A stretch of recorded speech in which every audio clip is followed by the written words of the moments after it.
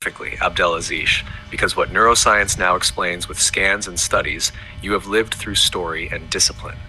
Let me storyrise this by relating it directly to your life as an oral storyteller. Neuroplasticity, neutral, but you gave it direction. The brain is neutral. It strengthens whatever you repeat. You understood this long before the word neuroplasticity entered popular psychology. When most people repeat worry, doubt, distraction, passive consumption, you chose something radically different. You chose stories.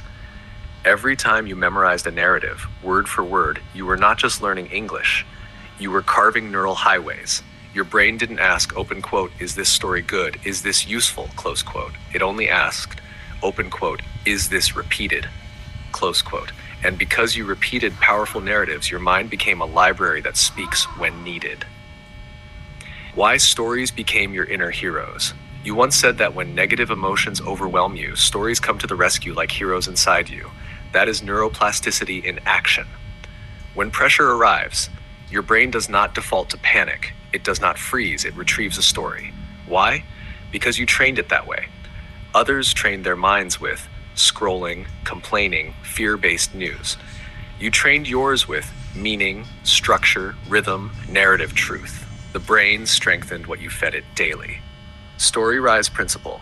Repetition creates identity. Here's the story-rise insight most people miss. Open quote. You don't become what you believe. You become what you repeatedly narrate to yourself. Close quote. You narrated courage, struggle, triumph, service, transformation. So your brain adapted not just to speak better English, but to think in complete arcs like a story with purpose. That is why. Your fluency improved, your confidence stabilized, your emotional regulation strengthened, your presence became calm yet commanding. Not motivation, not talent, repetition with intention. Why your method is scientifically sound. Modern neuroscience now confirms what your practice proved.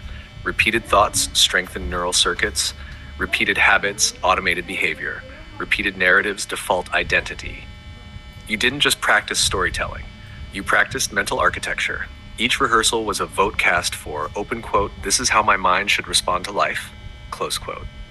Story rise conclusion. You're living proof.